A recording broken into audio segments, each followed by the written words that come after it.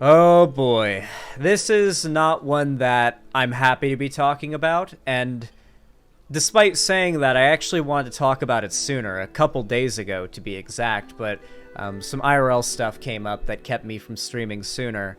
But in a way, it's probably better that this was postponed, considering that, today, pretty much last night I think it was, but for the sake of streamlining everything, today, all of these accusations were essentially proven. The person in question admitted that these accusations are true. So I want you to know that going into this, okay? These are admitted to allegations on the part of the person in question. And I want to spend more of this video talking about the reaction to these allegations and how disgusting they were. More so than talking about the allegations and the person in question themselves, because I feel like a lot's already been said about it. We're talking about Andrew Callaghan of Channel 5. I don't think it's any secret that I have covered a good many of these videos on my channel. I have enjoyed a good many of these videos. I'm subscribed to this channel and everything, and I think that's probably the case for many of you who have watched. I mean, I don't really think it's debatable that he makes like some pretty damn good content, some pretty great journalistic content. Very wide appeal too. Like, he had a lot of people who liked him outside of just the hardcore left that he was exposing, like the evils of the far right too. But unfortunately, doing good work and being a good political activist does not equal being a good person. I've said this for a while now when it comes to the woke scold topic, but this is basically the same premise in the case of a man who basically seemed to have as many of the good principles and positions as you could hope someone could have that would lead to you realistically assuming they'd be a good person morally, and that's just not the case, because as it turns out, he has been accused by a scary amount of femme-presenting people, not just women, just femme-presenting people broadly, of all around the country, of being a sex pest. Like, from Seattle to Tampa, Florida, there are femme people who, going back years now, have come out to say they've had either weird or full-on rapey interactions with Andrew Callaghan. One person in question is somebody that I know who has very graciously and bravely told me their story, where they had an interaction with Andrew Callaghan. They will not be named, and I will be paraphrasing this story as best I can, as it is unsettling to read, and I'd rather not read it again. But I will be summarizing this story. And when I was told this story by somebody who has not come forward with like a big expose or any huge thing, and does not want to do like a big like expose of Andrew Callaghan, when this person who I trust personally told me this stuff and told me this story before Andrew Callaghan came forward, I knew that these allegations were true. Well, let's get to the allegations. This video in particular from, I believe, TikTok, ended up being the biggest and most sort of like, I guess you could say this video ended up being the figurehead of the allegations against Andrew Callaghan, though there are a lot more, many of them including receipts and whatnot. Something that a lot of people, I'm just going to preface this, something that a lot of people tried to nitpick with this video was that the person in this video does not, in the TikTok, provide receipts, and instead says something along the lines of, "I shouldn't need to provide receipts for you to believe me," and that definitely rubbed people the wrong way, and I can understand why. This was a situation where I think waiting and doing more investigation before immediately jumping to defend the accused was definitely the right decision. And I'm very glad that's the route that I went personally, and I wish more people on the left did the same. Because a lot of people just went the abuse and harass the people making the allegations, the victims route, which is pretty disgusting. So yeah, let's watch this clip. I never in a million years thought that I would be making... We believe women. I don't like the believe women tagline because it's very reductive. I mean, there's plenty of femme-presenting people who are at a higher likelihood of being victims of sexual assault and rape that are not women. So, you know, non-binary femme-presenting people, for example, fembies. I feel like believe women almost like either misgenders them or excludes them, right? Doesn't believe victims or take victims seriously or something like that. I don't know. That sounds better. In this video, and I'm shaking because I've tried a couple different times and haven't been able to get my point across, but I don't like seeing abusers get platforms. And my abuser, Andrew Callaghan, also known as All Gas No Breaks, Channel 5, and whatever his new HBO show's called, I forget, has been plastered all over my news feed, and I've tried to come to him person to person and try to get him to take accountability for what he did, but his version of what happened the night that he assaulted me is so skewed. So I will tell you that he did eventually get consent, and that's the main point, is that he did eventually get consent is something that a lot of Andrew Tate fans most likely would like to hone in on. A lot of people treat consent really weirdly. They think of it as this magical thing, like this magical switch that can be, you know, like once it's switched, it's on, and if it's switched off, then it's off. And the only way that consent can be revoked is by saying no. You hear no means no, but do people really understand what no means no means? That's a really weird sentence. Do people understand what no means no implies? No means no doesn't just mean that when, you know, say for example, a woman says, no, I don't want to have sex with you, you back off and you don't. It also means if a woman says, I'm tired, you back off and you don't push it. You see, there's this sort of expectation, I guess, that like when it comes to sex, if you don't explicitly say, no, I do not want to have sex with you because I don't want to have sex with you, then like it has to be some explicit denunciation of not wanting to have sex. Otherwise, it's an invitation to keep trying. I don't know why so many dudes treat it this way, but I've seen it online a lot. Like, dudes see, I don't want to have sex right now because I'm tired, as very different than, no, I don't want to have sex with you, period. Have you noticed that?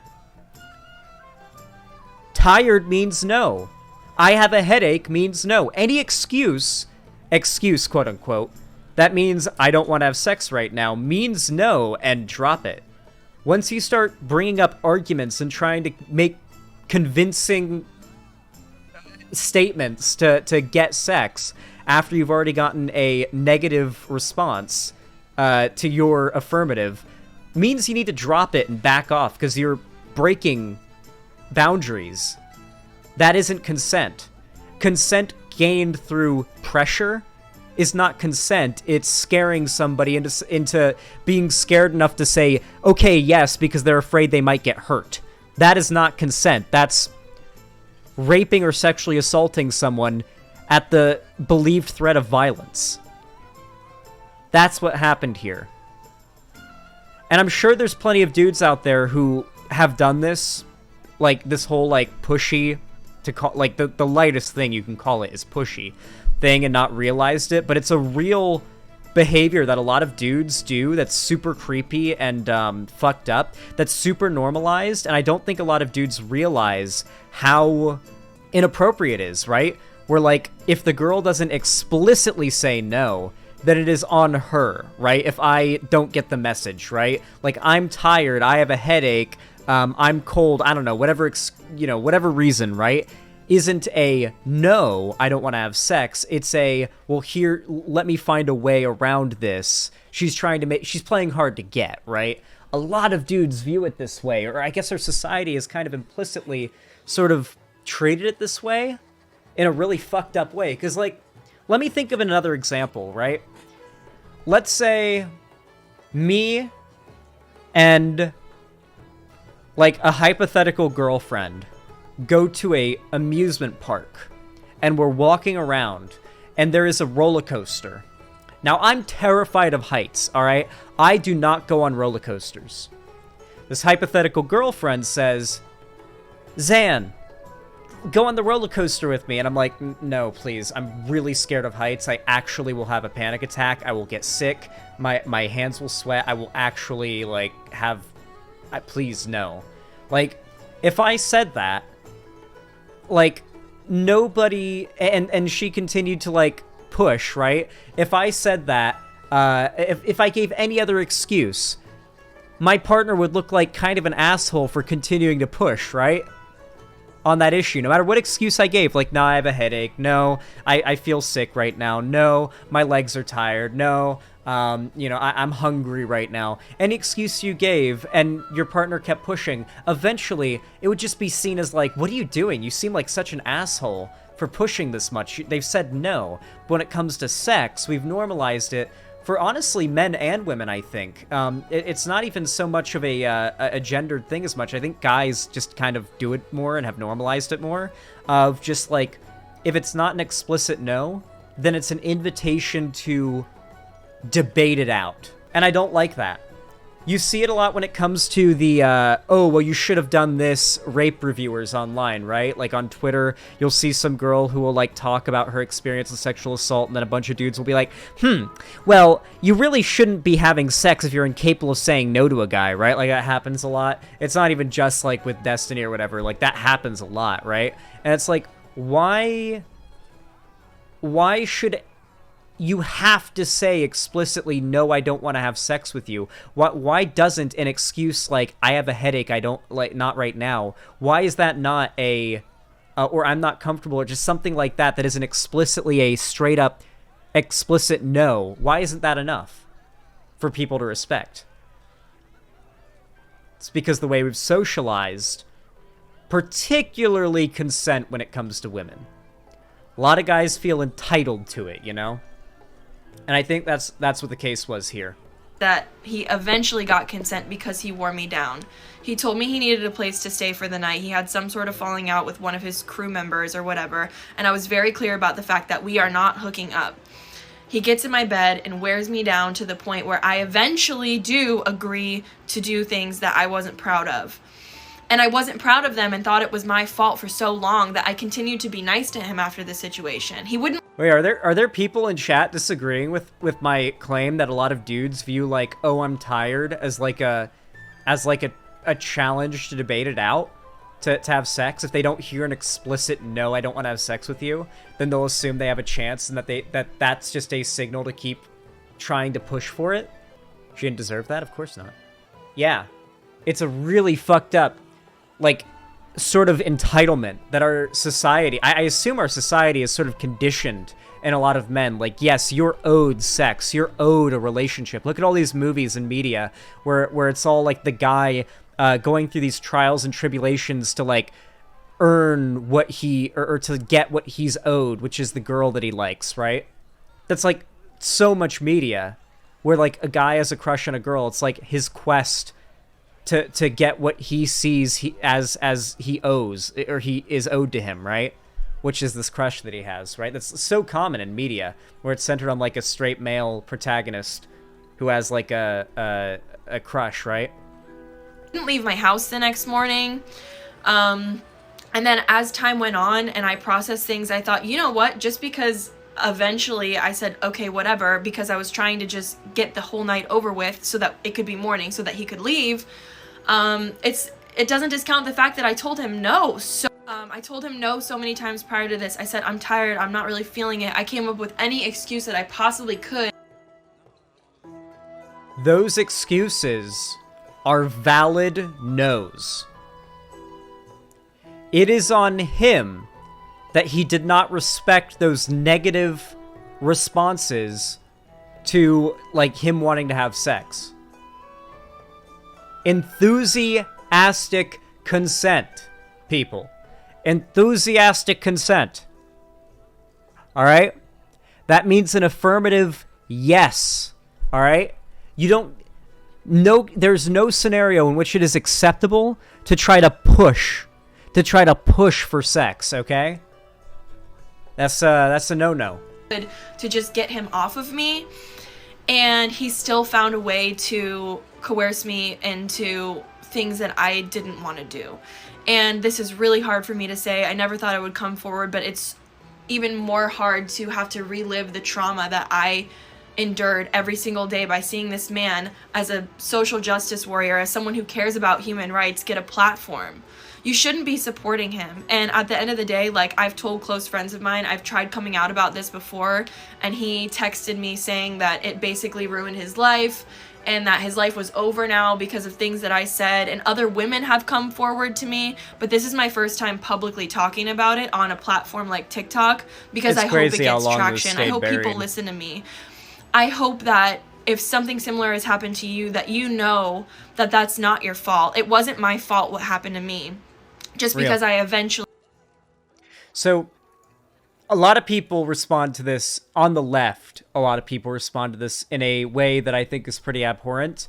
Listen, I'm going to get the elephant out of the room. I'm going to acknowledge the elephant in the room really fast, because I know that right-wingers like to bring it up on any, like, incel video that I do, where I'm talking about how, like, Me Too hasn't gone too far. They're like, really funny that you would say that, Zan, with what you've gone through. Like, you really are lost if even, like, I get comments like that sometimes, so I'm just gonna preface this. Yes, even though I have had false allegations levied at me in the past that have been disproven and were used to try to destroy my career, I still don't believe that is a real massive threat that is warranting of this massive hesitance that people have to take victims seriously.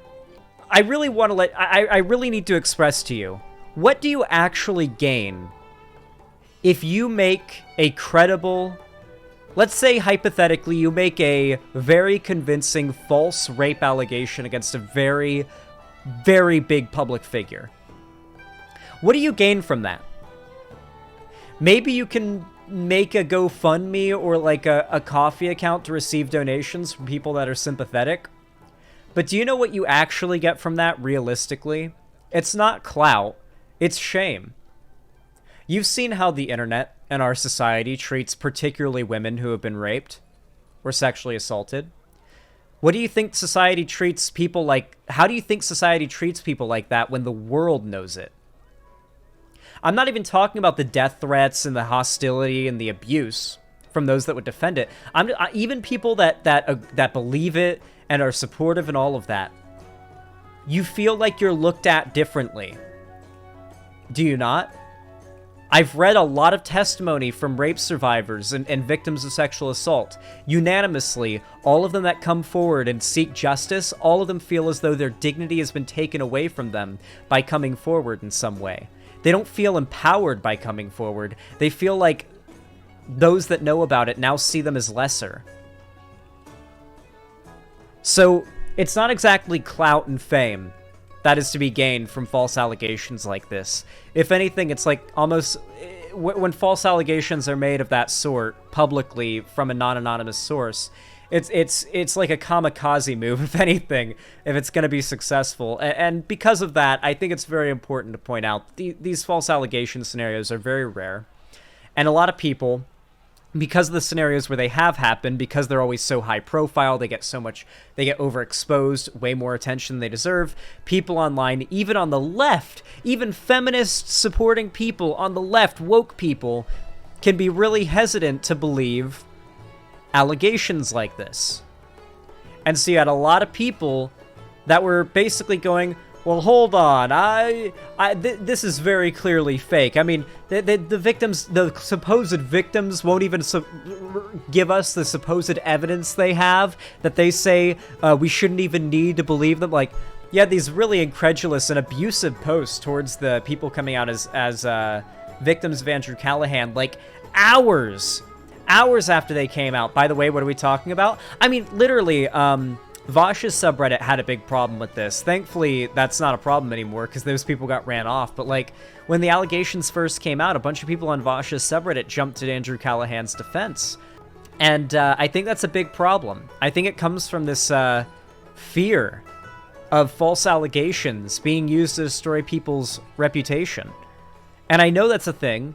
And I'm glad that I have a community and that Vosh has a community that's prone to be hesitant with that kind of thing and not immediately destroy somebody's career over it by, running with something like that without any evidence. But to respond with hostility and abuse towards the accuser, the person who very well may be and turned out to be the victim, the people who turned out to be the victims, it's fucking disgusting to me. And all the more disgusting when you find out, well, Andrew Callaghan admitted to it. Here's a clip of Ethan Klein, who's, I guess was a friend, an associate of Andrew Callaghan, had him on his podcast a few times, basically confirming it. First, I just wanted to make sure that he told me he was like at a psych ward. He was not doing well and he was having panic attacks and stuff. And I, first of all, wanted to make sure that he was safe, that he wasn't going to hurt himself, that he was with people that cared about him.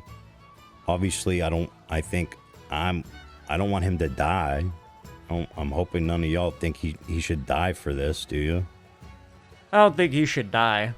I will say, there is definitely something that feels weird to me, There's something that feels really weird to me about somebody being outed as, like, a predator, and their response to the world finding out this horrible thing about them is they need to go to, like, a place to be, like, they need mental health counseling because they're so destroyed over the consequences of their actions, A literal fucking psych ward over the consequences of your actions, Like, I get that, like, having so much negativity coming at you could really fuck with you no matter who you are. But, damn, it just looks... From the outside, it definitely looks a certain way, you know what I mean? If you don't really know what it's like to be on the receiving end of no doubt as much hate as this guy's probably been receiving, now that, this stuff has basically come out as verified.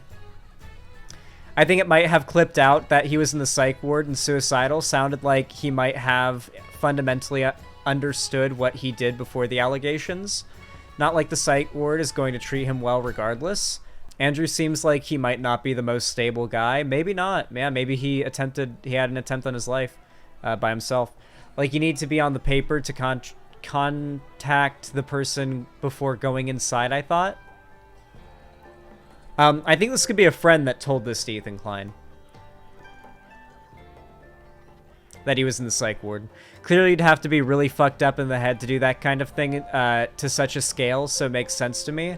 Yeah, no doubt. I will say, something that I've noticed a lot of people saying is stuff like, man, you're really surprised this happened from a guy that looks like Andrew Callaghan, and like a really unflattering picture of him and some like bad lighting or whatever where, he doesn't look great. And I really don't like that. Not because we're body shaming a rapist. I'm not particularly upset by that. It's creating a false idea of what a sex pest looks like. It trains society to think that rapists must be ugly, uncharismatic, like non-conventionally attractive looking dudes, right? Like, now when you have like a charismatic, well-spoken, good-looking dude outed as a sex pest, people are going to be more likely to just kind of, just let it, fly, right? Ted Bundy, yeah.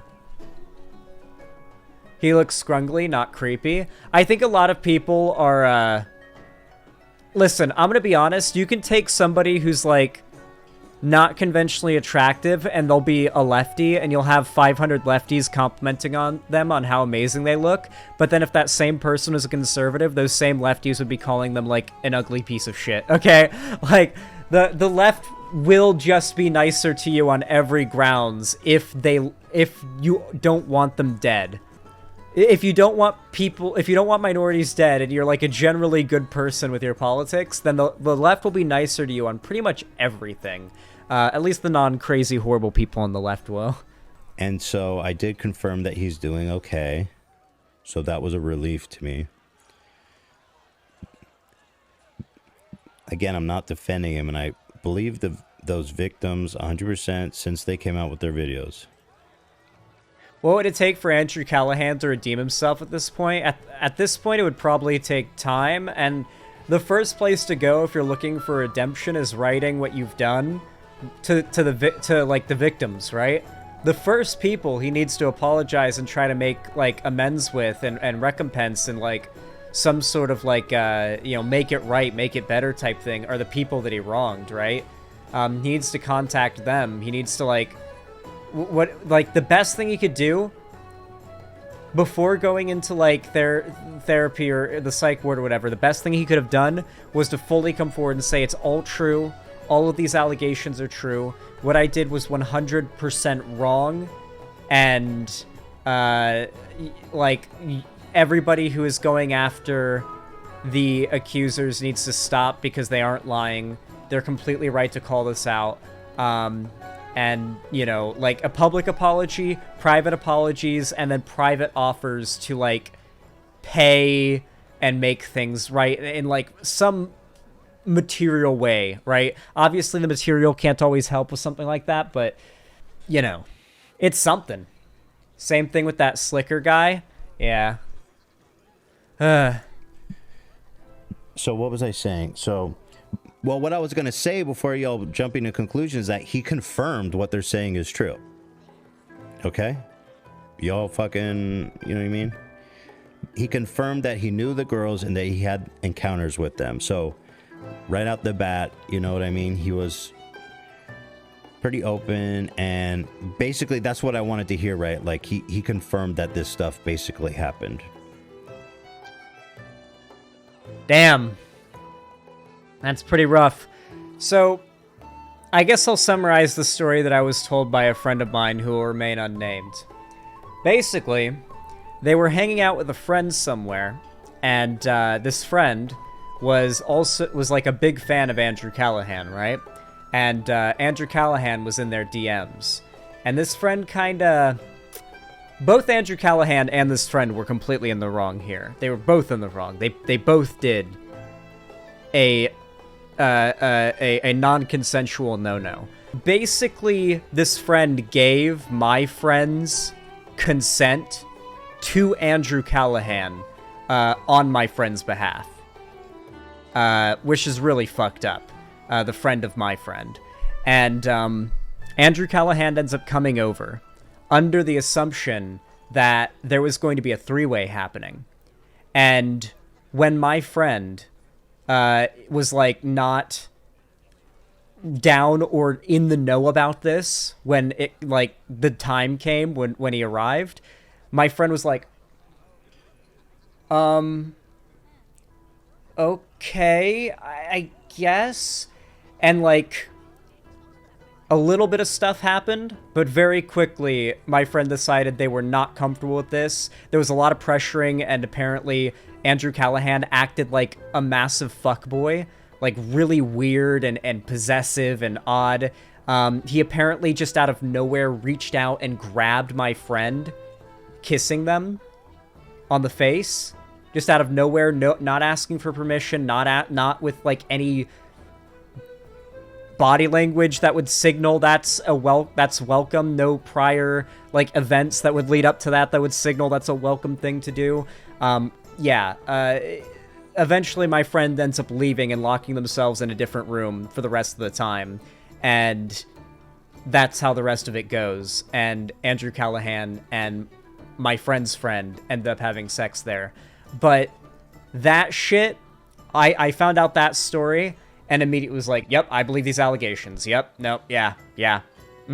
When somebody that I know, who I know is not a liar and has no motivations to lie about this and isn't doing any like big public coming forward about this or anything like this, when that's how far this goes and the allegations extend that far,